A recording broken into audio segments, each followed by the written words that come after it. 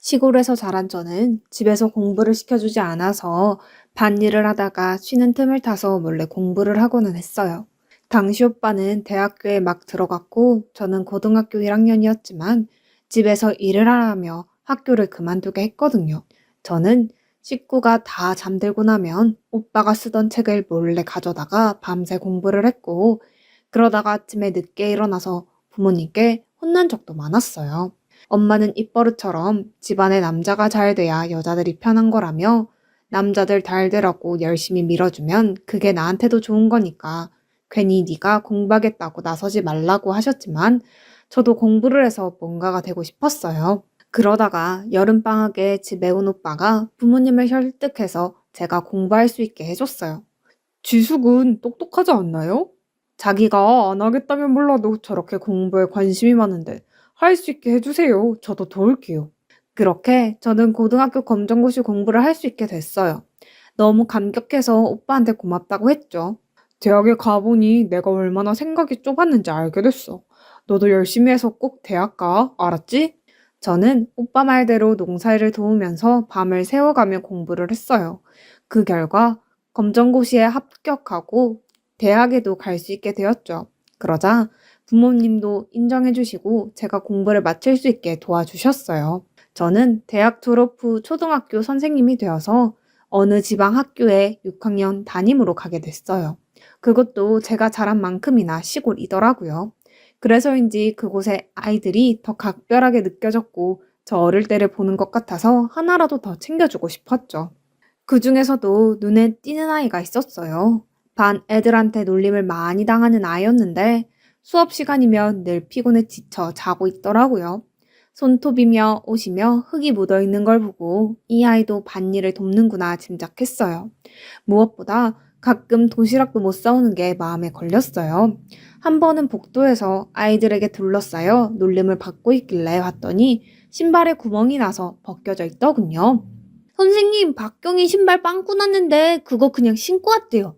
하나이가 저를 보면서 큰 소리로 말하며 자기가 엄청 잘못된 걸 저한테 알려주는 것처럼 자랑스러운 표정을 지었어요.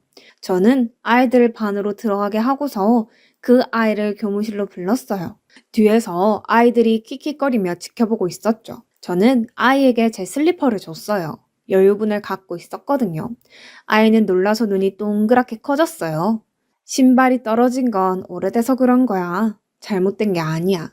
그리고 오늘 선생님하고 점심 먹을래? 선생님이 밥을 많이 싸워서 혼자 못 먹을 것 같아. 아이는 여전히 어안이 벙벙한 표정이었지만 고개를 끄덕였어요. 그날 제가 경이라는 아이에게 슬리퍼를 빌려주고 점심을 같이 먹었다는 얘기가 반 아이들 사이에 퍼졌어요. 저는 다음 날에도 눈치껏 경이가 점심을 못 싸오는 것 같으면 교무실로 불러서 밥을 같이 먹고 남은 참고서를 주기도 했어요. 그렇게 시간이 지나자 더 이상 아이들은 경희를 놀리지 않더군요. 오히려 선생님하고 친해서 좋겠다며 말 거는 애들도 생겼어요. 경희는 2학기 때부터 성적이 쑥쑥 오르더니 어떤 과목은 100점을 맞기도 했죠. 저는 교무실에 온 경희한테 칭찬을 했어요. 경희 정말 대단하다. 집안일도 도우면서 공부도 잘하네. 그 말에 아이는 눈빛이 반짝거렸어요. 제가 있던 곳이 워낙 시골이다 보니 많은 아이들이 집에서 밭일 도우며 학교를 다녔지만 경희처럼 일을 많은 애는 없더라고요. 조금도 자기 시간이 없이 거의 일만 하는 아이였어요. 저에게 칭찬을 받은 후부터는 쉬는 시간에도 책을 펴놓고 틈틈이 공부를 하더군요. 그리고 6학년 마지막 시험에서는 반에서 3등이라는 좋은 성적을 거뒀는데요.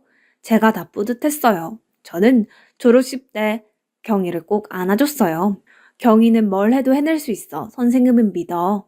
선생님, 그동안 정말 감사했습니다. 라며 얼굴이 눈물 범벅이 된 경희를 보며 저도 눈물이 나더라고요. 거기서 반년 정도 더 있다가 결혼을 하게 되면서 서울로 올라왔어요. 남편은 중학교 교사였어요. 저나 남편이나 그 당시에는 결혼이 좀 늦은 편이었어요. 시어머니는 제가 나이도 있는데 밖에서 일하지 말고 집에서 남편 내조 잘 하면서 아이를 가지라고 난리였어요. 저도 아이를 빨리 가지고 싶어서 그렇게 하기로 했죠.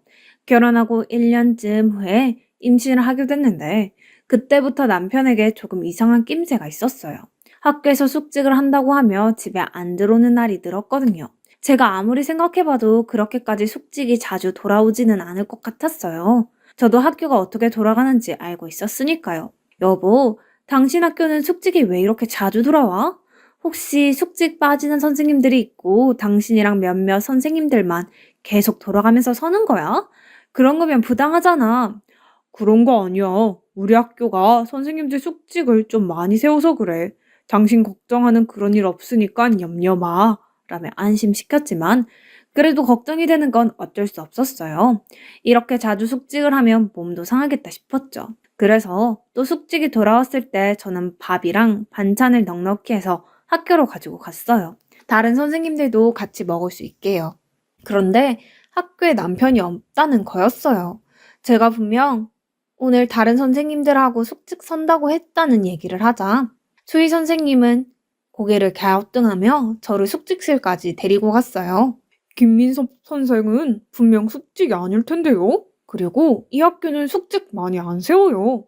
제가 알고 있는 얘기와 완전 달랐죠. 저는 설마하는 불안감에 가슴이 두근거렸어요. 숙직실에는 젊은 남자 선생님만 한 명 있었어요. 김민서 선생님은 오늘 끝나자마자 나가셨는데요? 라며 제 눈치를 보길래 저도 제가 착각했나 봐요. 죄송합니다. 라고 하며 얼른 나왔어요. 이게 도대체 어떻게 된 일인지 남편은 어디에 간 건지 알 수가 없었어요. 그저 얼른 집에 가야겠다는 생각만 하는데 숙직실에 있던 선생님이 쫓아 나오더군요. 사실 이런 말씀 드리면 안 되는데 어쨌든 알리기는 해야 될 것 같아서요. 라며 시작한 얘기에 저는 기가 막힐 뿐이었어요. 남편이 다른 학교 몇몇 교사와 올려서 도박판에 간다는 거였어요. 저랑 몇몇 선생님들은 다 알고 있는 사실인데 이걸 학교에서 알면 가만히 안 있을 테니까요. 판돈도 꽤 큰 걸로 알고 있어요. 사모님 홀몬도 아니신데 계속 이렇게 속이고 도박판에 다니는 건 아니지 싶어서 말씀드리게 됐어요. 저는 믿을 수가 없었어요. 남편이 조금 무뚝뚝하기는 했어도 누구보다 성실했거든요. 그런 사람이 도박이라니.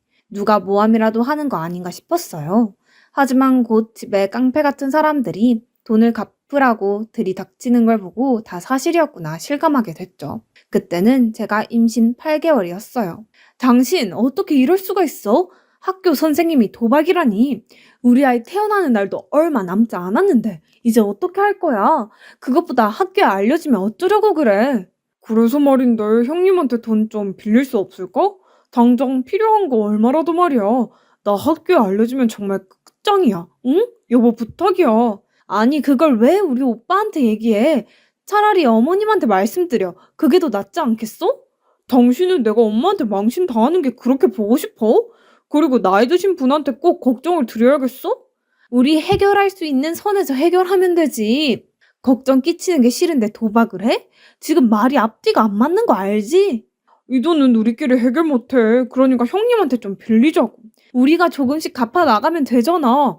그런데 당신 갑자기 왜 이렇게 잔소리야? 내가 도박하고 돈 좀 잃었다고 사람 우습게 보는 거야? 아내가 뭐 하는 사람인데 이런 힘들 때일수록 더 힘도 못 쏟아주고 격려해줘야 되는 거 아니야? 당신 이런 사람이었어? 라는데 정말 어이가 없었어요. 아이는 곧 태어나고 수중에 돈은 없고 걱정이 이만저만 아니었어요. 어떻게든 도박업자들이 집에 오는 걸 막아야 했어요. 저는 별 수 없이 오빠에게 돈을 빌렸어요. 남편이 도박 빚을 졌다는 말은 차마 할 수 없어서 급하게 쓸 곳이 있다고만 했죠. 아이 태어날 때 되니까 돈 들어갈 곳이 많지. 나도 주변 봐서 다 알아. 돈은 천천히 갚아도 돼. 라며 별만 않고 빌려주는 오빠가 너무 고마웠어요. 저는 그 돈과 적금을 해약하고 남편 빚의 일부를 갚았어요. 그래도 여전히 남편 빚은 많이 남았더라고요. 앞으로 어떻게 해야 될지 걱정이 되어서 잠이 안 오더라고요.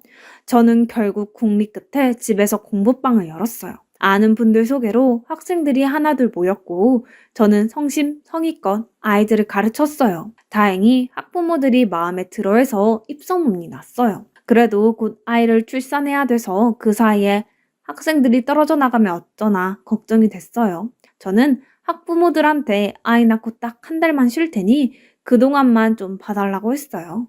대신에 공부방 문은 열어놓을 테니까 아이들이 언제든 와서 공부해도 된다고요. 대부분의 학부모들이 이해를 해주셔서 한시름 놓을 수가 있었죠. 시어머니는 집에 와서 아이들이 오는 걸 보고 눈살을 찌푸리셨어요. 아무리 아이가 태어나면 돈 들어갈 때가 많다고 하지만 뭐 이렇게까지 억척스럽게 돈을 버냐? 너 사람이 욕심이 지나치면 못 쓰는 거야. 남편이 따박따박 벌어다 주잖아. 정말 당신 아들 도박빚이 집 한 채 값이라는 말이 목구멍까지 올라왔지만 꾹 참았어요. 남편이 시어머니한테 말하지 말아달라고 신신당부를 한 것도 있고 저도 괜히 걱정만 하실 것 같아서 그랬죠. 그렇게 시간이 갔고 저는 딸을 낳은 후에도 공부방을 계속했어요. 제가 하는 공부방에서 1등 하는 아이도 나오고 애들 성적이 전반적으로 오르기 시작하자 자기 아이도 봐달라는 학부모들이 늘어나더라고요. 일주일에 2번만 하던 걸 매일 하는 걸로 바꿨고 제 수입으로 빚을 갚으며 생활을 할 수 있었어요. 그렇게 몇 년이 지나 빚을 얼추 다 갚았다고 생각했는데 남편이 또 다른 곳에서 도박빚을 가지고 왔어요. 저는 정말 지칠 대로 지쳤어요. 당신 도박 안 하기로 했잖아. 근데 또 이런 일을 벌이면 어떡해? 이제 나도 모르겠어. 당신이 알아서 해. 실수였어. 정말 다시는 안 한다고 했는데 전에 있던 학교 물리 선생이 불러서 갔다가 거기 잠깐 앉아만 있다가 온다는 게. 한 번만 도와주면 내가 정말 2번 다시 이런 일 없게 할게. 몰라. 이번에도 당신 손 놓고 있으면 나도 아무것도 못해. 당신 정말 이럴 거야? 우리 영은이는 어떻게 하고 우리 집은? 이럴수록 우리가 힘을 합쳐서 위기를 극복해야지. 당신 이럴 때마다 진짜 정이 뚝뚝 떨어진다. 뭐? 그건 내가 할 말이야. 영은이 걱정되는 사람이 어떻게 또 도박을 해? 나야말로 없던 정도 다 떨어지겠다. 저와 남편은 그날 크게 싸웠고 다음날 이른 아침 남편은 말도 없이 출근해 버렸어요. 저와 싸운다고 해결되는 일이 아니라는 걸 저도 알고는 있었어요. 일단은 문제부터 처리를 해야 했죠. 결국 다시 오빠에게 아쉬운 소리를 했어요. 오빠는 대기업에 다니고 있었고 집안에 여윳돈을 두는 편이라서 얘기할 곳이 오빠밖에 없었어요. 빌려주는 건 어렵지 않은데 집에 무슨 일이 있는 건 아니지? 매제는 요즘 어떻게 지내? 그러고 보니 통 연락을 못 해봤네. 그냥 집 대출한 게 좀 문제가 있어서 내가 이번에도 틀림없이 갚을게. 많이 어려운 문제면 내가 그쪽으로 전문가 소개시켜줄까? 아니야, 그 정도는 아니니까 너무 걱정하지 마. 고마워, 오빠. 저는 오빠가 빌려준 돈으로 먼저 도박 빚을 갚았고 남편에게 월급에서 생활비를 달라고 했어요. 제가 공부방에서 번 돈으로 빚을 갚고 나면 생활비가 많이 남지 않았거든요. 그 외에도 여기저기 들어가는 데가 많았고요. 근데 남편은 그럴 돈이 없다고 하는 거였어요. 왜 돈이 없어? 솔직히 나 당신이 왜 그렇게 생활비를 안 보태는지 이해가 안 돼. 그거 엄마 다 드렸어. 노인네들이 돈 들어올 때가 어디 있겠어. 자식인 내가 보살펴야지. 정말 기가 막혔어요. 자기 치부는 숨기고 어떻게든 자기 부모한테 괜찮은 아들 노릇만 하려고 하니 이건 아니다 싶었어요. 안 돼. 빚 갚아야 돼. 생활비 모자라. 시댁에 드리는 돈을 좀 줄여서라도 생활비에 보태줘. 라고 하자 남편은 버럭 소리를 지르며 주던 걸 어떻게 줄인다고 해. 제정신이야? 그럼 당신이 학생을 더 받으면 되잖아. 당신은 우리 부모님이 그렇게 우스워? 라며 또 적반하장으로 난리를 쳤어요. 도저히 말이 통하지 않았죠. 어쩔 수 없다고 생각한 저는 시어머니를 따로 만나서 그동안 있었던 일을 털어놓았어요. 그런데 시어머니는 더 기막힌 소리를 하는 거였어요. 그럼 네가 공부방 학생을 더 받으면 되지. 무슨 문제냐? 남자가 노름 좀 한 거 가지고 그렇게 잡으면 안 되지. 네가 평소에 얼마나 뻐꾸면 여태 다른 건 쳐다도 안 보는 애가 그런 걸 다 할 생각을 했겠어? 아무리 말을 해도 통하지 않았고 저는 결국 빈손으로 돌아왔어요. 집에 오니 그새 시어머니가 남편하고 통화를 했는지 한바탕 난리를 치더군요. 당신이 뭔데 내가 도박을 한 해 만에 엄마한테 얘기를 해? 내가 그랬지. 절대 얘기하지 말라고. 어떻게 이렇게 신용이 없어? 난 당신 같은 사람하고는 더는 못 사니까 당장 나가. 뭐? 말 다 했어? 내가 오죽 답답하면 가서 얘기했겠지. 나가라고? 그럼 내가 못 나갈 줄 알아? 이혼하고 혼자 아이를 키우는 게 겁이 나서 여태까지 참았지만 더는 가만히 있을 수 없었어요. 남편은 제가 짐을 챙기기도 전에 제 물건들을 집 밖으로 내던졌고 저는 딸을 안고서 허둥거리며 나와야 했죠. 시댁에서도 저한테 냉담했어요. 남편 저렇게 만든 건 저라고요. 거기다 한술 더 떠서 제가 아들이 아니라 딸을 낳아서 이런 일이 생겼다는 거였어요. 갈 데도 없고 어째야 될지 몰라서 일단 여관을 잡았는데 어떻게 오빠가 알고 찾아왔어요. 오빠는 제가 큰 돈을 2번이나 빌려가는 게 이상해서 남편에 대해 알아봤다고 하더라고요. 우리 집에 가자 지수가. 그동안 고생 많았다. 저는 오빠 품에 안겨서 눈물을 터뜨렸어요. 새언니도 아무 말 없이 저와 딸을 반겨주는데 정말 고맙더라고요. 저는 오빠 집에 있으면서 다시 공부방을 열었고 돈을 차곡차곡 모아서 몇 년 후 딸과 나와서 살게 됐어요. 그 사이 저는 이혼 서류에 도장을 찍었어요. 그나마 오빠가 변호사를 대동하고 시댁 식구들을 만났기 때문에 저한테 다른 불평을 하지 못했다고 하더라고요. 위자료나 양육비도 준다고 말만 하고 한 번도 보내주지 않았지만 저는 받을 생각도 하지 않았어요. 그 돈으로 아이를 키우면 무슨 생색을 낼까 생각만 해도 싫었거든요. 딸아이는 별탈 없이 잘 컸고 공부도 썩 잘해서 대학원까지 가게 됐어요. 저는 작은 보습 학원을 차려서 계속 아이들을 가르쳤어요. 그 사이 재혼을 하라는 말도 있었지만 남편 때문에 고생했던 게 떠올라 거절했어요. 시댁과 남편이라면 치가 떨렸어요. 그러다가 오빠 몸에 이상이 생긴 걸 알게 됐어요. 젊을 때 일한다고 몸을 혹사시켜서 비알코올성 지방 간암을 앓고 있었는데 그게 나이가 들어서 간경화가 됐다는 거였어요. 간 이식을 해야 되는데 새언니는 몸이 너무 약해서 수술이 힘들었고요. 제가 간을 주겠다고 했지만 저도 간이 좋지 않아서 안 된다고 하더라고요. 오빠와 새언니 사이에는 아이가 없었기 때문에 다른 사람은 없었어요. 그런데 딸아이가 그 얘기를 듣고 엄마, 외삼촌 일인데 왜 나한테 말 안 했어? 일단 나도 적합한지 보고 되면 나라도 해야지. 삼촌이 우리한테 어떤 사람인데? 라며 얘기를 하더라고요. 딸아이가 간 검사를 받고 정신이 없는데 문제가 터졌어요. 전 남편이 제 이름으로 사채를 빌려서 도박을 하다가 돈을 몽땅 날리고 잠적했다는 거였어요. 어떻게 그럴 수 있나 했더니 남편은 제 주민번호를 알고 있었기 때문에 제 이름으로 도장을 파서 돈을 빌려 쓴 거였어요. 시아버지는 돌아가셨다는데 시어머니는 아무리 전화를 해도 연락이 되지 않더라고요. 듣자 하니 남편은 저와 헤어진 뒤 재혼을 했는데 도박 버릇을 버리지 못해서 또 이혼했고 학교에서도 잘리고 방탕하게 살았답니다. 시어머니는 지방 어디서 혼자 산다고 하더라고요. 저는 하루아침에 억대 빚을 지게 된 거였죠. 아니 어떻게 이 인간은 평생 나를 괴롭히는 거야. 너무 속상해서 혼자 울다가 딸과 병원에서 만날 시간이 돼서 집을 나섰어요. 대학병원 의사한테 간이식 수술에 대해서 듣는데 귀에 들어오지 않더군요. 근데 그 교수가 저를 유심히 보더니 이러는 거였어요. 혹시 윤지숙 선생님 아니세요? 저를 어떻게 아세요? 그러자 교수는 울음을 터뜨리며 제 손을 덥석 잡았어요. 선생님, 저 경희예요. 박경희. 선생님이 점심도 주고 참고서도 줬던 경희요. 저는 정말 너무 놀랐고 반가웠어요. 선생님 덕분에 제가 공부해서 이렇게 의사가 됐어요. 라며 제 앞에서 큰절을 하는데 눈물만 흐르더라고요. 딸도 놀라서 어떻게 이런 일이 있을 수 있냐고 했어요.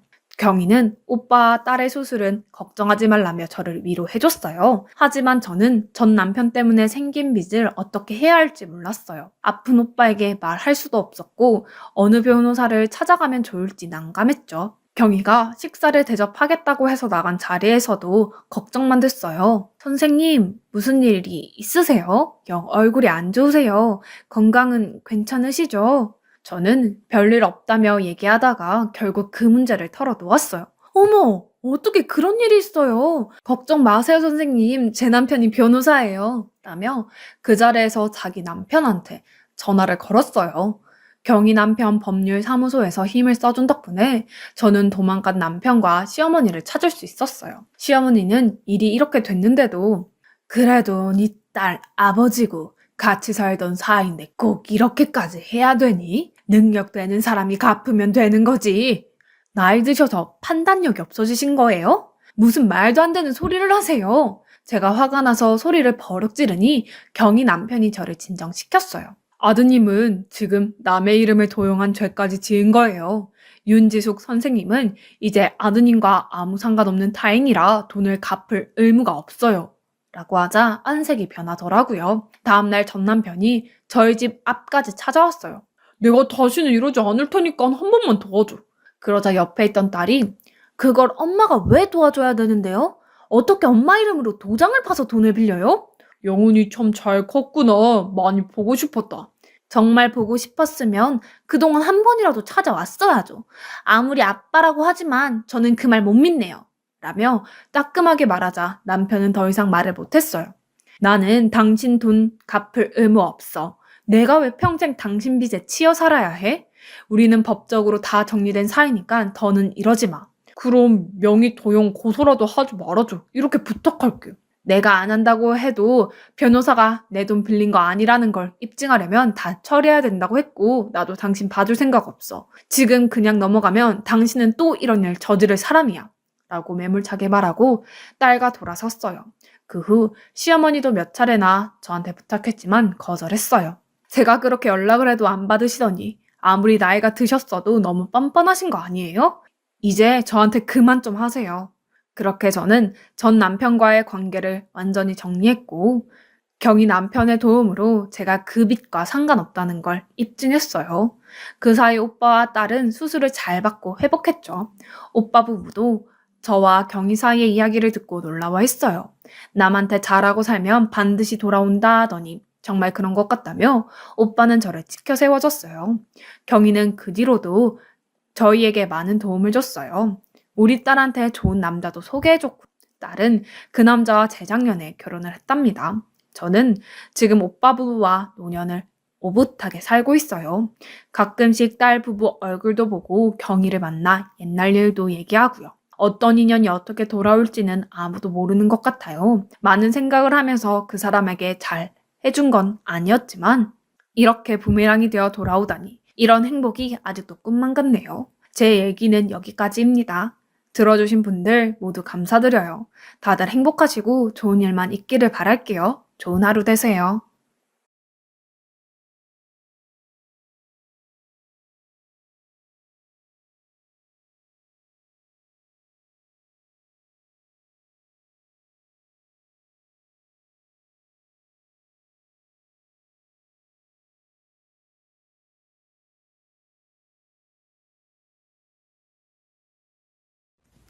안녕하세요. 세상에 또라이들이 많다는 이야기를 정말 많이 들었어도 제 사촌 동생만큼 또라이가 또 있을까 싶어서 이렇게 사연을 보내봅니다. 저는 외동딸로 자라서 어렸을 때부터 사촌들과 사이가 굉장히 좋았어요. 아니, 사이가 좋다고 말하기보다는 가까운 사이로 지냈죠. 아빠 형제들끼리 굉장히 친하게 지냈고 그중에 작은 아빠의 딸인 지연이랑은 가까이 지냈습니다. 지연이는 어릴 때부터 워낙 질투가 많았고 자기가 가지고 싶은 것을 못 가지게 되면 미친 듯이 화를 내는 아이였어요. 그것에 지친 저는 지연이가 싫고 불편했지만 작은 아빠와 저희 아빠가 친하게 지냈고 서로 왕래가 잦았기 때문에 제가 싫다고 해서 지연이를 안 만날 수 없는 노릇이었습니다. 그렇게 고약하고 욕심 많은 성격 때문에 지연이는 어릴 때부터 늘 공부에서 1등을 했어요. 점수가 1점이라도 떨어지는 날에는 미치겠다고 하면서 울부짖고 집안을 쑥대밭으로 만들어 놓고는 했죠. 그에 비해 저는 둔한 성격이어서 지연이가 울고불고 난리를 치던 말던 제 갈 길을 갔습니다. 나는 뭐 지연이처럼 독하게 안 살고 그냥 물 흘러가듯이 자연스럽게 살자 하면서요. 그래서 저는 학창 시절 내내 그런 성적 때문에 스트레스를 받는 일은 없었지만 지연이는 아니었어요. 정말 많은 스트레스를 받았고 그 때문에 신경증이 와서 작은 아빠가 더 이상 저희 아빠랑 만날 수 없게 된 겁니다. 만나면 나도 봐야 하고 집안끼리 모이는데 그게 애들 공부에 방해가 되었고 무엇보다 지연이가 너무나 스트레스를 크게 받는다고 하면서요. 뭐 고등학교에서 전교 1, 2등을 다투면서 굉장히 힘들게 공부를 했다는 걸 들었기 때문에 스트레스가 참 많았겠구나 생각을 했고 오히려 지연이랑 안 만날 수 있어서 좋았습니다. 시간이 흘러서 저는 평범한 학교에 원하던 과에 진학하게 되었고 지연이는 그토록 가고 싶었던 서울대학교에 입학을 하게 되었어요. 이렇게 서로 다른 길을 가게 되면서부터 지연이와 저는 연락을 하지 않게 되었습니다. 그 사이에 저는 남편이 될 사람을 만나게 된 거죠. 남편은 체육 쪽 일을 하고 있었어요. 고등학교에서 체육교사로 활동하고 있었고 굉장히 큰 키에 집안도 좋고 무엇보다 얼굴이 정말로 훤칠하게 잘 생겼습니다. 요즘 트로트에 나오는 장민호 약간 그런 스타일이었어요. 제가 대학을 졸업하고 무료하게 직장을 다니면서 별다를 것 없는 나날들을 보내고 있을 때 주변에서 정말로 괜찮은 남자가 있으니까 소개 한번 받아보라는 제안이 있었고 저는 그걸 덥석 문 거죠. 원래 소개팅 같은 거 잘 안 받는 스타일인데 너무 삶이 재미가 없고 심심하다 보니까 그래서 그냥 한번 나가보자 했는데 가볍게 나간 자리에서 평생 보게 될 것만 같은 사람을 보고야 말았어요. 정말 신기했어요. 그 남자한테 솔직히 말하면 얼굴을 보고 한눈에 반한 거죠. 아직도 그 부분이 실수였기는 하지만 아무튼 사랑에 빠진 저는 그 남자에게 애프터 신청을 했고 저희는 데이트를 지속하면서 서로에 대해 천천히 알아가게 되었습니다. 그 남자가 저에게 고백을 하면서부터 저희의 교제는 시작되었고 애초에 만날 때부터 진지한 만남을 전제로 연애를 시작하게 된 거였죠. 시간이 흘러서 누가 먼저라고 할 것도 없이 결혼 이야기가 흘러나오게 되었고 저는 그 남자와 결혼하게 되었습니다. 양가 집안도 뭐 하나 빠지는 것 없이 그냥 평범한 집안이었고 비슷비슷한 집안이었기 때문에 서로 결혼하는데 큰 이상이나 힘듦은 없었습니다. 저희 집도 나름 할아버지한테 물려받은 재산이 있어서 부모님 직업이 그리 좋지는 않아도 돈이 있는 편이었고 남편 집안, 그러니까 시댁 쪽도 시부모께서 굉장히 돈이 많았거든요. 뭐 아무튼 양가 집안에 여유가 있으니까 예단비 이런 걸로 시끄럽게 안 해도 되고 여러모로 좋았습니다. 이상적인 결혼 생활이 진행될 줄 알았어요. 그때까지만 해도요. 그런데 저의 그런 생각을 산산조각 내버린 존재가 제 인생에 톡 하고 튀어나온 겁니다. 아직도 생각하면 화딱지가 올라와서 미칠 것 같은데 결혼한 지 1년 정도 되었을까요? 제 결혼식에도 안 온 지연이, 그러니까 사촌동생이 저한테 연락이 온 겁니다. 언니, 뭐하고 지내? 결혼했다는 소식은 들었는데. 라고요. 저는 너 바쁘다고 내 결혼식도 안 왔잖아. 요즘도 그렇게 바쁘니? 올해 말에는 한번 봐야지. 작은 아빠가 너 요즘 힘들다고 걱정하시더라. 이번 주에 집에서 보자. 하면서 저는 작은 아빠 집으로 놀러 갔고 그때 사촌동생을 보게 되었습니다. 거의 8년 만에 만나는 거였어요. 고등학교 이후로 쭉 안 봤으니까요. 사촌동생은 저에게 말했습니다. 나 취업 준비하고 이런저런 일을 하다가 잘 안 돼서 지금은 집에서 쉬고 있어. 서울대학교 나왔으니까 그래도 과외는 잘 구해져서 돈은 쏠쏠하게 벌고 있네. 언니, 결혼했다며? 남자 얼굴 좀 보여줘. 형부 얼굴 나도 궁금해. 라면서 치근쩍 되더라고요. 얘가 이런 성격이 아니었는데 그 사이에 무슨 계기가 생겼나 굉장히 살거워졌다고 생각한 저는 핸드폰을 꺼내서 남편 얼굴을 보여줬습니다. 그런데 제 남편 얼굴을 보자마자 지연이가 완전 난리가 난 겁니다. 언니, 어떻게 이렇게 잘생긴 남자를 잡은 거야? 대박이다. 엄청 잘생겼는데? 나 진짜 언니가 다시 보이네. 언니는 좋겠다. 이렇게 멋지고 등치 좋고 잘생긴 남자를 신랑으로 맞이해서 집에 갈 때마다 기분 좋고 설레이지. 라고 하면서 엄청 부러워하는 눈빛을 보내더라고요. 저는 솔직히 지연이의 그런 반응을 보고 조금은 걱정이 되었어요. 애가 워낙 어릴 때부터 욕심이 많고 자기가 가지고 싶은 거 있으면 무슨 짓을 해서라도 다 가지고 쟁취하고 말아야 하는 성격이기 때문에 걱정이 된 거죠. 설마 내 남편도? 아니야, 그럴 리가 없잖아. 하면서 상상을 멈췄고 저는 지연이에게 밥 한번 같이 먹자고 말해 주었습니다. 지연이는 좋다고 하면서 날짜를 잡았고 그 날짜에 제 남편과 지연이 그리고 저 셋이서 밥을 먹으면서 굉장히 많은 대화를 나누었고 저희는 친해지게 되었어요. 그 뒤로도 지연이는 취업 준비를 하는 동안 스트레스 받는다고 스트레스 풀게 같이 놀자고 하면서 저희 집에 자주 놀러왔고 남편과 지연이의 사이는 더 가까워졌죠. 그러다가 지연이가 일자리를 잡았다고 하면서 저희 집에 놀러 오지 않게 되었고 그렇게 자연스럽게 연락이 끊겼습니다. 남들과 다를 것 없이 평범한 하루를 보내고 있던 저는 우연히 남편의 핸드폰을 보게 된 순간 모든 일상을 뒤집어버리는 일을 겪게 되었어요. 남편의 핸드폰에서 신상 백을 샀다는 문자의 내용이 있었어요. 저는 그걸 본 순간 이렇게 짠돌이인 사람이 어떻게 마음을 예쁘게 써서 나를 주려고 몰래 계획을 한 거야? 내 남편한테 이런 자상한 면모가 있었나? 엄청 감동인데? 하면서 설레는 마음으로 남편이 저에게 그 가방을 주기만을 기다렸습니다. 그런데 일주일, 2주일이 지나도 남편의 입에서 가방에 가짜도 안 나왔어요. 저는 혼란스러웠습니다. 왜 가방 산 걸 나한테 안 주는 거야? 하면서 발을 동동거렸고 제가 먼저 왜 가방 안 주냐고 말하면 핸드폰 몰래 본 게 들킬까봐 말도 못하고 진짜 답답한 상태가 지속되었습니다. 그러다가 남편 핸드폰을 몰래 다시 봤는데 그 가방은 저를 주려고 산 게 아니라 다른 여자를 주려고 샀다는 걸 알게 되었어요. 카카오톡 메신저에는 이쁜이로 저장되어 있었고 위에 나눈 대화들은 이미 삭제된 상태이고 하루 전에 나눈 대화들만 남아 있었어요. 거기에는 가방 이쁘지? 자기 주려고 내가 오픈런에서 정말 반차 내고 그거 샀잖아. 원래 돈 진짜 아끼는 스타일인데 사랑 앞에서 그런 거 다 없어지고 그냥 다 주고 싶다는 생각만 드네? 라고 하면서요. 이놈이 나 몰래 바람을 피우는구나 하며 손이 덜덜 떨렸습니다. 이건 진짜로 아니었어요.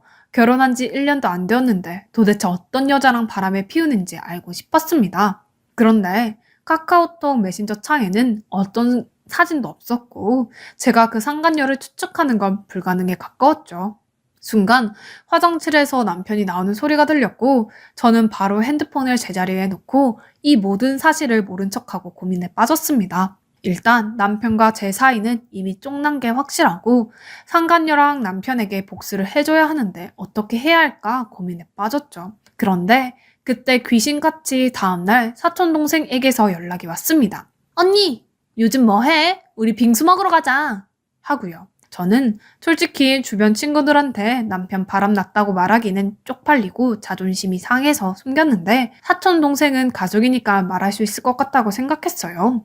그래서 그래 빙수 먹으러 가자 라고 사촌 동생에게 말을 했고 동생은 바로 저희 집 앞에 와서 빙수 가게로 갔습니다. 그때 사촌 동생이 언니 요즘 무슨 일 있어? 한색이 왜 이렇게 안 좋아? 혹시 형부랑 사이라도 틀어진 거야? 무슨 일 있으면 나한테 말해봐 궁금하니까 라고 말을 하자 저는 그동안 묵혀두고 있었던 고민들을 모두 털어놓은 거죠.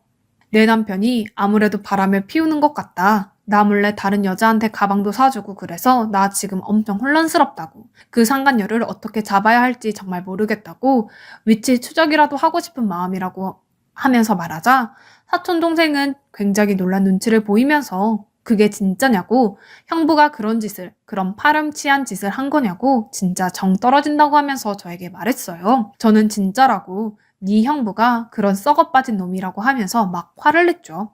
사촌 동생은 저와 함께 제 남편 욕을 같이 해주고 상간녀 고소해버리라고 하면서 저에게 용기를 주었습니다. 저는 속으로 아무리 얄밉고 고집불통이어도 어릴 때부터 친하게 지낸 보람이 있다고 생각하면서 빙수를 먹고 사촌동생을 차로 끌고 집으로 데려다 줬습니다. 그리고 저는 아까 먹은 빙수가 너무 맛있어서 그 빙수집에 다시 가서 딸기 빙수를 포장하려고 했어요. 여기 딸기 빙수 따로 포장되는 거죠? 집으로 가는데 시간은 오래 안 걸려서 아이스 냉동팩은 필요 없을 것 같아요. 여기 카드요. 라고 말을 하자 거기 주문을 받은 사장님이 갑자기 조금 심각한 표정을 지으면서 알겠다고 하더라고요. 저는 속으로 왜 사장님이 이렇게 심각한 표정을 짓는 거지 하면서 별의별 생각이 다 들었어요. 그렇게 주문한 빙수가 나왔고 빙수를 받으려고 갔더니 사장님이 혹시 시간 되시면 정말 주제넘는 오지랖일 수도 있는데 할 말이 있다고 하면서 말하는 겁니다. 저는 너무 놀랐어요. 초면인 사장님이 저한테 할 말이 있다고 하시니 그게 무슨 소리지 하면서 일단은 들어봐야겠다고 생각했고 자리에 앉아서 사장님의 이야기에 귀 기울여 들어보았습니다. 아까 제가 정말 의도치 않게 두 분이 하는 이야기를 들었습니다. 그쪽 남편분께서 바람을 피우신다고 들었는데 같이 온 여성분이 그쪽 남편으로 추정되는 사람이랑 이 빙수집에서 엄청 알콩달콩하게 손잡걸 제가 봤어요. 한두 번이 아니라서 저는 똑똑하게 그 두 사람을 기억하고 있었거든요. 항상 남편분이 집으로 돌아갈 때 빙수를 사갔는데 그때 핸드폰으로 결제를 하는데 거기 배경화면이 그쪽 얼굴이라서 제가 그쪽 얼굴을 알고 있었거든요. 그래서 이 남자는 왜 자기 핸드폰 배경화면에 있는 여자랑 다른 여자를 만나면서 이렇게 좋아하는 거지 하면서 이상하다는 생각을 했어요. 그런데 그 비밀이 오늘 밝혀진 것 같아요. 당신이 찾고 있던 그 상간녀는 오늘 당신이 고민을 토로한 그 여자, 당신 말로는 사촌 동생이라고 하는 그 사람이 상간녀입니다. 필요하시면 제가 저희 카페 CCTV 캡처본 찾아서 드릴게요. 라고 하면서 저에게 도움을 주겠다고 말을 하는 거였어요. 저는 너무 놀랐죠. 아니, 어떻게 이런 일이 벌어질 수 있냐고, 정말 그게 사실이냐고 하면서 손이 떨렸고, 일단 이 사람 말만 믿고 사촌 동생을 상간녀로 의심할 수는 없으니까 혹시 CCTV 영상 확인할 수 있냐고 내 두 눈으로 봐야겠다고 말을 했어요. 사장님은 알겠다고 하면서 제 번호를 물어보았고, 저는 번호를 드리면서 기다리겠다고 했죠. 얼마나 지났을까요? 그 사장님이 제 핸드폰으로 CCTV 영상을 보내줬습니다. 거기에는 한쪽 구석에서 빙수를 먹으면서 들어있더라고요. 참을 수 없는 분노가 치밀어 올랐습니다. 그런데 그 순간 기쁜 감정도 들더라고요. 그래, 남편 같은 짠돌이 어차피 나도 질린 상태였어. 내가 이번에 절대로 넘어가 주지 않을 거야. 통쾌하게 복수할 거야. 딱 기다려. 하면서 이를 갈고 있었어요.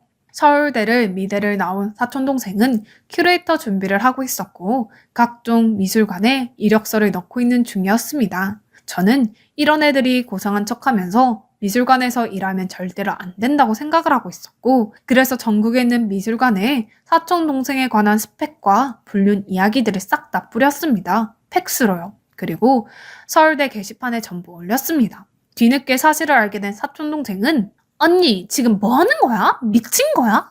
라고 연락이 오더라고요. 저는 말했습니다. 너야말로 미친 거 아니야? 남의 남편 빼앗았으면 이 정도 보복은 각오했어야지. 라고 말을 했어요. 사촌동생은 전화를 끊더라고요. 그런데 그날 밤 술을 진탕 마신 건지 술 취해서 전화가 와서는 나 어릴 때부터 가지고 싶은 건 가져야 했어. 그래서 항상 갖고 싶은 거 다 내 손 안에 넣고 살았는데 그랬는데 잘생기고 멋진 남자는 내 손에 안 잡히더라고. 그래서 나는 왜 그런 남자 못 만나지 하면서 고심하고 있을 때 언니의 남편을 본 거지. 세상에 이렇게 잘생기고 키 크고 멋진 남자가 있구나. 그런데 그런 남자가 언니 남편이라고? 나는 왜 안 되는데? 왜 언니는 되는데? 라는 생각이 머릿속을 지배했어. 그래서 결국 내가 언니 남편 꼬셨어. 무슨 말인지 알아? 나는 가지고 싶었던 거 가졌으니까 후회 없어. 어차피 취업하고 잘 먹고 잘 살면 끝이니까. 나는 서울대 출신의 잘 나가는 크리에이터로 성공할 거니까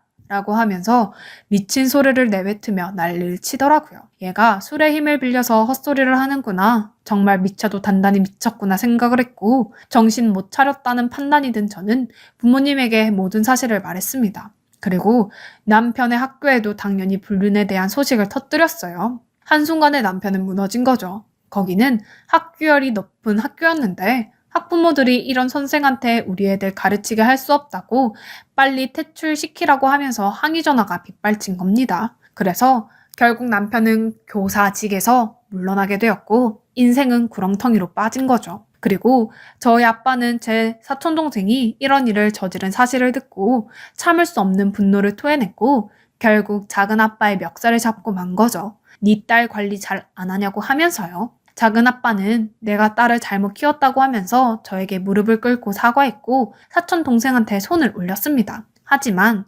자존심 강한 사촌 동생은 당연히 맞고 있을 리가 없었고 본인 짐을 싸서 집을 나가버린 겁니다.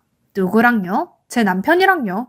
참 세기의 사랑이 납시였구나 생각을 한 저는 이것들을 싹 다 고소해버려야지 안 되겠네 싶었어요. 상간녀 소송, 이혼 소송 쌍으로 진행한 저는 변호사에게 최대한 빨리 처리하게 해달라고 말을 했고 급속도로 이혼이 진행되면서 저와 남편은 이혼을 했습니다. 이혼의 과정에서 카페 사장님의 결정적인 CCTV 증거물이 항목했고요. 그때 사장님이 괜찮냐고 하면서 저에게 연락을 했고 저는 덕분에 마음 정리 잘했다고 하면서 감사를 표했습니다. 그게 계기가 되어서 저희는 가까운 관계를 유지했고 사장님이 저에게 진심을 토한 겁니다. 사실 그쪽이 저희 가게 앞에 지나갈 때마다 굉장히 관심 있게 봤다고. 그러다가 결혼했다는 사실을 알고 그냥 포기했는데 이제 이혼했으니까 내가 진짜 잘해줄 테니까 우리 진작에 만나보자고 하는 겁니다. 그 사장님 정말로 솔직히 말하면 제 전 남편보다 훨씬 잘생기고 키도 훤칠하고 멋진 사람이었거든요. 저는 너무나 고마운 마음에 그분의 청혼을 받고 이혼의 아픔을 딛고 교제를 하는데 제가 알게 된 거죠. 그 사장님은 빈수가게 사장뿐만 아니라 그 건물의 빌딩 전체 소유주라는 것을요. 한순간에 저는 이혼하고 정말 평범한 중상층에서 거의 억소리 나는 부잣집의 여자로 들어가게 되었습니다. 그 사람은 저에게 너무나 잘해줬고 제주도도 비즈니스 클래스로 비행기 태워서 데려다주고 공항에 도착해서는 슈퍼카를 대동해서 여행을 갔어요. 그런데 웬수는 외나무 다리에서 만난다더니 전 남편과 사촌동생을 거기서 만난 겁니다. 사촌동생은 제 옆에 있는 그 잘생긴 사람을 보고 놀란 듯한 표정을 보였고 저는 그들을 무시하고 다시 그 남자와 오붓한 데이트를 즐겼어요. 다시 서울로 올라와서 일주일 정도 지났나? 갑자기 남자친구가 저에게 말하는 겁니다. 그 사촌동생이라는 애가 우리 가게에 와서 자기 번호를 물어봤다고요. 당신 사촌 언니랑 나랑 사귀는 거 모르냐고 알면서도 또 그 짓거리로 사람한테 상처 주려고 하는 거냐고 말하니까 사촌 동생이 우리 언니 맨날 잘생긴 남자 사귀는데 나 정말로 질투나서 도저히 견딜 수 없다고 그래서 당신한테 지금 저돌적으로 대시하는 거라고 했다고 그러는데 내가 따끔하게 한마디 했다고 하는 겁니다. 뭐라고 말했냐니까 당신 같은 여자는 평생 밑바닥에서 살아야 한다면서 아직도 네가 잘생긴 남자 꼬시는 판무파탈의 매력 넘치는 여자라고 생각하냐고 웃기지도 않다고 어디서 비빌 얼굴도 아니고 매주를 맨발로 밟은 것처럼 생겼다고 그래서 남자친구 뺏는 그 심리 모를 것 같냐고 하면서 모욕을 준 거죠. 사촌동생은 자존심 상해서 돌아가게 되었고 저는 그 얘기를 듣고 얼마나 웃었는지 몰라요. 뭔가 매주랑 사촌동생 얼굴이랑 비슷하게 생긴 것 같기도 하고 웃기면서도 정말로 빵 하고 터져버렸습니다. 자기 진짜 말 잘한다고 그래서 이런 카페 일도 잘하는 것 같다고 하면서 계속 웃었어요. 그 남자는 절대로 바람 안 피울 거라고 당신 전 남편이랑 나랑은 완전히 다른 사람이니까 내가 그걸 증명할 거니까 나만 믿으라면서 저에게 믿음을 줬습니다. 저는 진짜로 기분이 좋았습니다. 아무튼 그렇게 교제를 지속한 저희는 그 남자의 청혼에 결혼을 하게 되었고 저는 지금 일을 그만두고 지금은 제 남편이 된 그 사장님의 가게에서 카운터 일을 하면서 한가롭게 지내고 있네요. 부자 남편 덕분에 어디 가서 사모님 소리를 들으면서 행복하게 살고 있습니다. 그래서 저는 지금 제 인생이 너무나 좋습니다. 똥차 가고 벤촌다는 말이 진짜 뭔지 절절하게 깨닫게 되었어요. 그래서 저 지금 오히려 이혼한 게 정말 1000만 번 잘했다고 생각합니다. 이혼이 정말로 신이 저에게 준 선물 같아요. 그리고 서울대 출신 그 사촌동생은 뒤늦게 제가 각종 미술관에 사촌동생 관련한 서류를 보낸 걸 알고 지금 자기 취업 안 된다고 통곡을 하고 있고 학원 강사를 하려던 남편은 자기 불륜이 학원까지 쫙 퍼져서 취업이 안 되어서 하루하루 아슬아슬하게 지내고 있다고 합니다. 시댁에서는 자기 아들 바람나서 창피해 미치겠다고 하면서 돈줄을 완전히 끊어버렸다고 하네요. 참 기분이 좋네요. 두 사람을 쌍으로 파국으로 보내버린 것 같아서요. 그럼 지금까지 저의 긴 사연 끝까지 들어주셔서 정말로 감사합니다.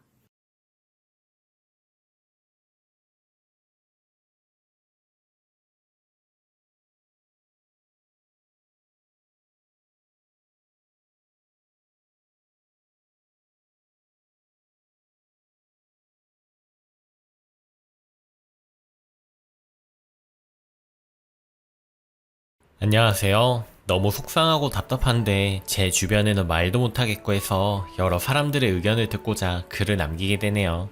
저희는 30대 초반 결혼 3년차 맞벌이 부부입니다. 연애는 2년 정도 했습니다. 연애할 때 결혼 전에는 신랑이 혼자 살았는데 신랑은 본인 집하고 왕래도 거의 없었고 명절에 저는 친척 집에서 가족하고 있을 때 신랑은 집에서 떡국이나 송편만 먹고 곧바로 본인 집으로 오거나 명절에도 본가에 거의 안 갔습니다. 가족이 없는 것도 아닌데 명절에 혼자 왜 그러고 있냐고 하면 귀찮다고 하기 일쑤였고요. 친척들하고 연락하거나 자주 만나지도 않더라고요.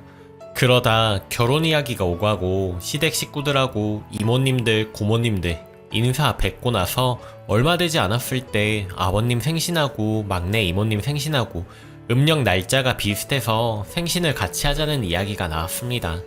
가족들 모두 다 같이 식사를 한다고 해서 케이크를 직접 만들어서 간 적이 있었는데요. 가족 행사에 처음 참석하는 거라 케이크도 신경 써서 만들어 갔죠. 그런데 거기에서 깜짝 놀랐습니다. 저희 어머님이 8남매이신데요. 이모님들 5분, 이모부님 5분, 외삼촌 2분, 외숙모 2분, 그 아래 자녀들까지 몇십 명이 식당 하나를 빌려서 식사를 하고 계셨습니다. 인원이 많다 보니 식당 하나를 통으로 빌려야만 해결이 될 수준이었죠. 그래서 그때는 남자친구였던 신랑에게 원래 다 같이 이렇게 자주 만나 뵙냐고 하니까 이번엔 그냥 날짜가 비슷해서 저도 소개할 겸 해서 자리를 만든 거고 원래 이렇게까지 모이지 않는다고 해서 아 그렇구나 하고 지나쳤죠. 그러다가 결혼을 했는데 결혼할 때 저도 혼자 살고 있었으니까 제 보증금에 제가 모아뒀던 적금을 다 보태고 신랑은 모은 돈이 2천 정도밖에 없어서 시댁에서 신랑에게 7천만 원 정도를 주셨고 신혼부부 대출을 받고 해서 2억 정도 하는 빌라 전세를 계약했습니다. 별도로 예단비는 보내드리지 않았는데 어머님, 시할머니, 시고모님 한복이랑 신랑 한복, 신랑 맞춤 정장, 시아버님, 도련님도 정장 맞춰드리고 아가씨 예복, 구두도 제가 해드렸습니다. 저희 아빠, 남동생도 신랑이 해준 것이 아니라 제가 정장을 맞춰드렸습니다. 그때도 사실 조금 서운하긴 했는데 신랑도 모아둔 돈이 없고 시댁 형편이 그리 좋은 편은 아니라서 7천만 원 도와주신 것도 감사하고 있는 사람이 당연히 해드려야지 하고 넘겼습니다. 그렇게 결혼하고 몇 달 정도는 정말 좋았어요. 그런데 어느 순간 주말이 되면 신랑이 시댁에 가려고 하더군요. 일주일에 한 번씩 매주 갑자기 시댁에 가려는 신랑도 그래 결혼했으니까 잘하고 싶나 보다 가깝게 지내려고 노력하나 보다 생각하고 맞춰주려고 노력을 했습니다. 가족이 되기 위해서 친해지려고 노력하는 건 나쁠 거 없다는 생각에 주말마다 시댁에서 시간을 보냈습니다. 근데 제가 너무 잘해줘서 그런 건지 아가씨도 시댁도 좀 이상하더라고요. 아버님이 몸이 안 좋으셔서 일을 쉬시고 어머님 혼자 외벌이 하시고 아가씨가 고등학생인데요. 어머님이 저희에게 아가씨를 챙기기를 바라시더라고요. 그냥 뭐 용돈 몇 번 주고 자주 만나는 것 정도는 괜찮았습니다.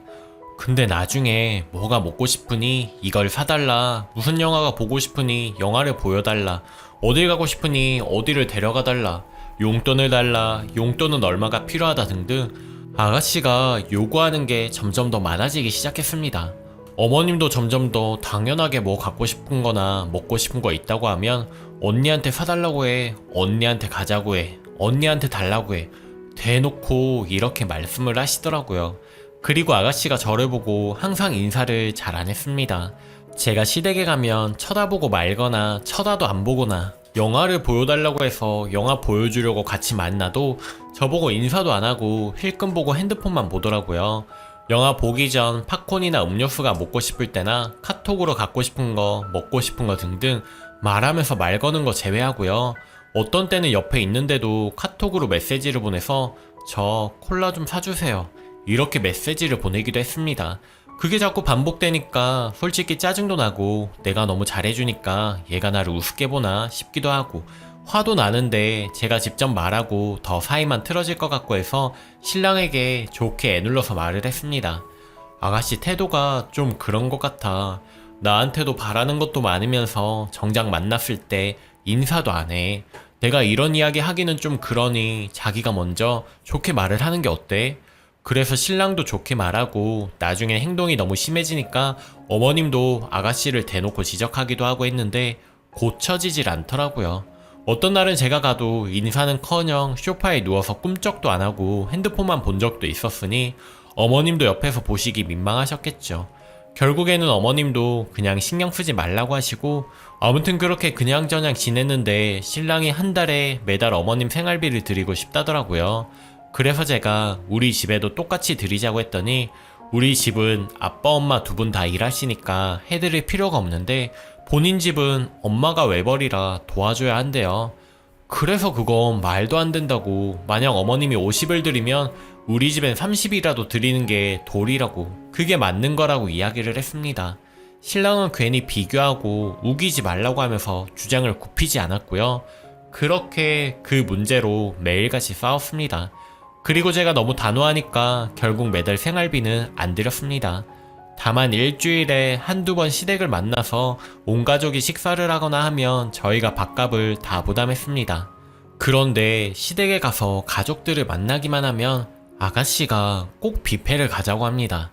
뭐 샤브샤브 뷔페부터 해서 솔직히 우리 집은 만나면 아빠가 거의 사시고 저희는 가끔 내거든요.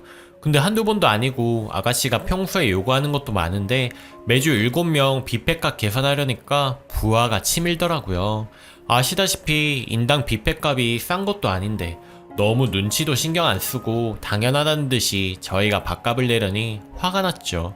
우리 집에는 밥 한번 살까 말까인데 시댁만 만나면 당연히 우리가 사는 건가 싶어서 밥도 목구멍으로 제대로 안 들어가더라고요. 게다가 저희 신랑이 하는 말이 저희 아빠랑 아직도 어색하다고 하네요. 그럴 수밖에 없는 게 시댁은 매주 만나고 저희 부모님은 명절에만 거의 보고 그것도 명절에 피곤하다며 간이 많이 인상을 쓰죠. 그나마 생신에도 신랑은 바쁘단 핑계로 안 가고요. 저도 굳이 강요 안 하고 서운하지만 언니네 부부랑 제 가족끼리 챙겨드린 적도 많고요. 그러면서 신랑이 저희 아빠한테 전화를 안 하는 거예요. 생신 당일에도. 제가 일부러 며칠 전부터 예를 들어 일주일 뒤 아빠 생신이야 전화해 알겠지 라고 하면 응 그러고 나서 막상 안 하고 또 작년 생일에는 제가 내일이 아빠 생신이야 잊지 말고 오늘이나 내일 전화해 라고도 했는데 안 하고요. 그래서 작년에 그게 터진 겁니다. 당일에도 전화를 안 하니까 제가 폭발한 거죠. 그래서 저랑 엄청나게 싸웠습니다. 왜 불편한데 관계를 강요하냐고 하면서 할 말도 없고 강요하면 더 하기 싫다고 하네요. 아버님께 전화해서 무슨 말을 해야 하냐고 본인은 그런 거 잘 하지 못한다고 하면서 애처럼 굽니다. 그냥 문자나 보내도 되지 뭘 그렇게까지 하냐고요. 그래서 제가 말했습니다. 난 어머님 아버님 생신 되면 미리 전화하고 선물도 미리 준비하고 그것도 어떤 거 사드릴지 시간 내서 고민하고 고른다. 생신상 차려드리고 얼굴까지 뵙고 할 거 다 하는데 넌 그거 하나 못하냐 그랬더니 자기는 못하겠대요. 제가 너무 화가 나고 신랑이랑 말이 안 통해서 그날 집을 나와버렸습니다. 가출 이런 건 아니고 그냥 집 앞 공원에서 화를 사귀고 있었거든요. 근데 신랑이 도련님한테 형수 집 나갔다고 그새 전화해서 얘기를 했더라고요. 결국 신랑이 다음날 아빠한테 전화해서 생신인데 연락 못 드려 죄송하다고 하고 저랑 풀었습니다. 그래서 도련님한테 신랑이 얘기한 건 잊고 있었는데 그 주 주말에 어머님이 열무김치 맛있다고 한 통 가져오시면서 왜 싸웠냐고 하시더라고요. 아, 들으셨구나 하고 그냥 조금 서운해서 툭탁거린 거라고 말씀드렸습니다. 근데 어머님이 그러시더라고요. 그런 건 강요하는 거 아니래요. 강요하면 더 멀어지기만 하니까 본인이 어느 순간 느끼고 더 잘하게 되는 시기가 있으니까 그냥 믿고 기다리라고 하네요. 그 말을 듣는데 너무 황당하고 어머님께 더 서운한 겁니다. 그럼 저도 아가씨도 불편하고 시댁 자주 뵙는 거 싫으니까 연락 안 하고 안 보고 살아야 하는 게 맞는 거잖아요. 근데 본인들에게만 며느리 노릇해야 하는 건가 싶고 생각하니까 더 화만 나는데 그동안 시댁이랑 이런저런 일들이 너무 많았었거든요. 신랑은 저랑 싸우기만 하면 친한 친구한테 전화하듯 어머님께 전화해서 쪼르르 다 말하고 신랑이 안 하면 도련님이 어머님께 말씀을 드리고 저희들의 싸움이 아주 시댁의 가십거리일 정도였죠. 그리고 어머님이 작년 가을부터 생활이 너무 힘들고 저희한테 결혼할 때 보태주신 7천만 원이 신용 대출이었는데 그것도 못 갚으셨다고 저한테 돈을 좀 보태달라고 대놓고 말씀하셨습니다. 그래서 또 한바탕 했죠. 신랑이랑 막말로 난 결혼자금도 모아왔고 너는 돈이 없어서 시댁에서 주신 건데 도대체 내가 얼마나 더 해야 되냐고 소리치고 화냈습니다. 그러다가 그래 내가 이 사람이랑 이혼할 것도 아닌데 어쨌든 돈이 없어서 못 갚는 형편이라고 하시니 제가 월급을 받으면 매달 100만원씩 올해 6월까지 계속 드렸습니다. 나중엔 당연하게 생각하시더라고요. 마치 기다렸다는 듯이 제가 입금하면 입금한 지 1분도 안 돼서 잘 받았다 고맙게 잘 쓸게 이렇게 카톡이 오니까 매번 잘 쓰세요 할 수도 없고 진짜 내 돈만 종일 기다리셨나 싶기도 하고 좋은 기분은 아니었습니다. 그러다 고모님이 어머님께 700만원 빚을 갚으라고 주신 걸 제가 우연히 알게 됐습니다. 그래서 신랑에게 말했고 신랑에게 제가 우리가 드린 돈도 700이 넘는데 그럼 도대체 그 7천만원은 언제까지 돈을 들여야 갚을 수 있는 거냐고 내가 어머님 돈 드리려고 일하는 거냐고 그럴 거면 일 안 할 테니까 당신 용돈으로 챙겨드리든 하라고 말했죠. 당신은 고모님이 700도 드린 거 알고 있었냐고 다그치니까 몰랐다고 본인도 당황하더라고요. 그렇게만 해도 5천이 넘는데 어머님께 언제까지 드릴 거냐고 본인도 화가 난 건지 이제 그만 드리자고 하고 6월로 마무리를 지었습니다. 돈 문제는. 그리고 어제 일이 터졌네요. 처음에 생신 파티 같이 했다던 시댁 식구들이랑 이번 주말에 경기 인근 계곡으로 1박 2일 휴가를 가는데 솔직히 너무 가기 싫은 겁니다. 결혼 초에 2번 유산하고 저희 아직 아기가 없습니다. 시댁에서도 엄청나게 바라시고 어른들 만날 때마다 소식은 없냐고 물으시는데 이번에도 당연히 그 소리가 나올 것 같고 좋은 말로 좋은 일하지만 본인들 아는 온갖 정보를 다 알려주시며 충고하시고 간섭하시는 것이 여간 스트레스가 아닙니다. 나님 때문에 불임센터를 다니고 있는데 토요일에도 병원에 가야 하고 제가 배란이 잘 안 돼서 배란 유도주사를 맞고 지금 그날인데 양이 어마어마하게 많아서 회사에서도 사실 너무 힘들거든요. 여행까지 가면 상상도 하기 싫었습니다. 사실 그래서 신랑한테 어젯밤에 좋게 운을 뗐어요. 몸이 너무 안 좋고 병원도 가야 하니까 이번에는 저는 안 가면 안 되겠냐고요. 신랑이 당연히 난리가 났습니다. 저희 시댁이 기독교라 제사가 없거든요. 너는 제사도 없어서 남들처럼 명절 제사상을 차리냐 무엇을 하냐 네가 하면 하는 게 얼마나 있고 뭘 얼마나 힘들다고 시댁 행사에도 안 가냐고 하면서 소리를 치더라고요. 그러면서 그냥 서로 앞으로 가족 없는 셈 치고 나도 너희 가족 안 보고 살고 너도 우리 집 안 보고 살라는 거죠. 앞뒤 정황 다 자르고 제가 시댁 행사에 안 간다는 것만 포커스를 맞추어서 이야기하는 남편이 너무나도 서운하더라고요. 이번 한 번만 이해해주면 안 되냐고, 내가 언제 한번 시댁 행사 안 간 적 있냐고, 이해해줄 수 있는 것 아니냐고, 그리고 내가 제사 안 지낸다고 해서 시댁에 할 도리를 안 했냐고, 경조사를 당신처럼 안 챙겼냐고, 뭘 내가 원하고 바라기냐 했냐고, 오히려 복날엔 도련님이랑 시댁 식구 모시고 집에서 날 더운데 백숙 해드리고 때 되면 어머님 스카프 사드리고 뭐해 드리고 할 거 다 했다고 말했습니다. 당신 우리 집에 해준 게 뭐가 있어서 그렇게 당당하냐고 엄청나게 푸닥거리 한바탕 했네요. 그랬더니 자기랑 왜 결혼했냐고 그럴 거면 살지 말재요. 정 떨어진다고 살고 싶지 않다면서 막말하는데 적반하장꼴이 정말 가사로웠습니다. 누가 하고 싶은 말을 누가 하고 있는 건지. 그렇게 싸우고 엄청나게 울었는데 계속 서럽고 내가 무슨 부귀영화를 누리려고 결혼을 해서 이 고생인가 싶고 불임센터 가면 남들은 다 신랑이랑 같이 와서 있는데 저는 신랑 바쁘다는 핑계로 혼자 가서 덩그러니 매번 있는 것도 갑자기 더 서럽고 어제부터 잠도 설치고 기분도 안 좋고 엉망이네요. 그냥 제가 참고 이번 주말에 여행 가는 거 그게 맞는 걸까요? 아니면 이참에 정말 저도 안 간다고 밀어붙이고 가지 말아야 할까요? 진짜 속 편하게 양쪽 다 서로 보지 말고 연 끊고 살아야 할지, 진짜 이혼 각오하고 이번 기회에 여러 버릇을 뜯어 고쳐야 하는 건지 진짜 복잡합니다. 저만 희생하는 것 같은 결혼 생활이 너무 서럽고 속상합니다. 괜찮으시면 조언 부탁드릴게요. 후기. 우선 신랑이랑은 아직도 냉전 상태고요. 전화와도 안 받고 무시하고 말 걸어도 대꾸도 안 하니까 이제 와서 괜히 불쌍한 척 하면서 제 눈치를 보네요. 평소엔 하지도 않던 집안일까지 하면서 은근히 알아서 기고 있는데 그게 더 싫습니다. 다 작전 같아서 이제 믿음도 안 가네요. 아기는 신랑이 제일 많이 바라고 있었습니다. 시댁에서도 몸에 좋다는 보약까지 지어다 주시면서 아기 타령이셨고 신랑은 직장 동료나 지인들 아기만 봐도 눈 돌아가고 그런 상황이라 저도 스트레스와 압박감이 크죠. 저도 아기를 좋아해서 많이 바라기도 했었고요. 이번 주말 여행은 절대 안 갈 겁니다. 이혼이 쉽지는 않겠지만 진지하게 고민 중입니다. 사실 지금까지 저희가 싸운 이유의 반 이상은 대부분 아가씨 아니면 시댁과의 돈 문제 때문이었거든요. 시댁에서는 아직 어리고 아기 같아서 그런다고 하는데 고1이 어린 나이인가요? 전 알 거 다 아는 나이라고 생각하는데요. 가족들 앞에선 순한 양처럼 소심한 척 애교 잘 부리는 막내딸이지만 친구들이랑 통화할 때 욕설로 일관하는 것도 다 들었는데 무섭기까지 하던데요. 팔은 안으로 굽는다더니 시댁 식구들 눈엔 그저 어린 막둥이인가 봅니다. 이럴 줄 알았으면 정말 결혼하지 말 걸 그랬나봐요.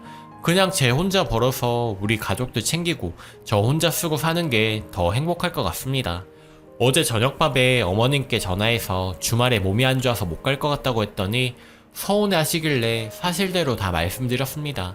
이 문제로 싸웠고 당신 아들이 각자 집 보지 말고 시댁과도 연 끊고 살자고 하더라고. 그랬더니 어머님이 남자들은 원래 철이 없어서 그러는 거니까 신경 쓰지 말라고 하시길래 항상 그러니까 저도 신랑이 하는 대로 똑같이 하겠다고 했습니다. 이제 신랑하기 달린 것 같다고 매번 제가 서운하고 치우치는 느낌에 결혼 생활이 괴로운데 어떻게 신경을 안 쓰나요? 어머님 서운하시더라도 이번에는 제가 못 간다 말씀을 드렸더니 뭐 하실 말이 없으신 건지 무슨 생각이 있으신 건지 일단 알겠다고 몸조리 잘하고 조만간 보자고 하시고 끊으셨습니다. 분명 아들에게 다시 전화해서 그대로 말씀하시겠죠. 후련하지도 않고 아직도 답답하네요. 이번 주말이 지나봐야 뭔가 답이 나올 것 같습니다.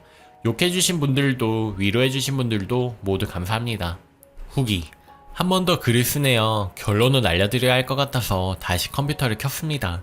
주말이 지났고 저 빼고 모든 식구들이 여행을 다녀왔었죠. 아, 꿀 같았어요. 그 주말이. 저 혼자 호텔 잡아서 호캉스를 하고 왔거든요. 남편은 모르는 일이지만 알던지 말던지 관심 없네요. 혼자 자쿠지에 몸 담그고 조식 먹고 산책하는 것까지 정말 힐링이었습니다. 그 시댁 여행에 따라갔으면 절대 느껴보지 못할 감정이었겠죠. 그리고 신랑은 지금 온몸이 아프다고 난리예요. 시어머니 오빠, 그러니까 시삼촌이 계시는데 엄청 엄하기로 유명하신가봐요. 저는 얼굴은 배웠지만 몇 마디 안 나눠봐서 모르고요. 그날 여행 자리에서 술을 마시다가 저희 부재에 대한 이야기가 나왔나봐요. 그런데 또 도련님이 그 이야기를 다 들었는지 이혼 이야기까지 나온 걸 말하게 되었고, 우리 집안에 이혼은 없다라고 늘 강조하시던 시삼촌이 화가 나셔서 빗자루로 남편을 마구 때리셨대요. 다들 말리고 시어머니 거의 울려고 하시고 난리였나봐요. 시삼촌 덕 좀 보았죠. 진짜 두들겨 패고 싶었는데 대신 그렇게 패주셨으니까요. 그래서 저한테 당장 사과하고 녹음해 오라고 하셨대요. 덕분에 정성스러운 사과도 받았죠. 뭐 진심은 아니겠지만 적어도 꼬리 내리는 모습을 보니 통쾌하기는 하더라고요. 파스 좀 붙여달라고 하는데 무시하고 있습니다. 제 존재를 좀 느껴봐야 정신을 차리겠죠. 이번 일로 느낀 건데 마음속에 담아두면 화만 생길 것 같아요. 평생 살아야 할 사람인데, 그리고 계속 볼 시댁인데 불만이 있고 불합리한 일이 있으면 말하고 고치도록 해야 한다는 거 뼈저리게 느꼈습니다. 앞으로는 무작정 잘하지 않으려고요. 그 뒤로 시어머니도 제 눈치를 보시는 거 보니 더 의사표현 해야겠다고 싶습니다. 그리고 고등학생 시누이까지 신경 쓰고 싶지 않고 앞으로는 저한테 인사를 하든 말든 간섭 안 하려고요. 대신 저도 일절 챙겨주거나 용돈 주는 일은 없을 겁니다. 지혜를 주신 여러분 정말 감사합니다. 댓글. 그러게 신랑 원하는 대로 각자 집 알아서 한번 해봐요. 누가 아쉽나. 살기 싫으면 신랑 몸만 쏙 나가면 되겠네. 뭐 집불도 없는 게 하는 것도 없고 요구사항은 되게 많네요. 시댁에 뭐 한 게 있냐는데 그간 해오던 거 모두 완전 정지해요. 아주 사소한 거 하나까지, 그리고 그간 님이 해온 게 뭔지 좀 제대로 뼈저리게 느끼게 본때를 보여줘요. 지금 누가 아쉬운데 사느니 마느니 먼저 입을 놀립니까?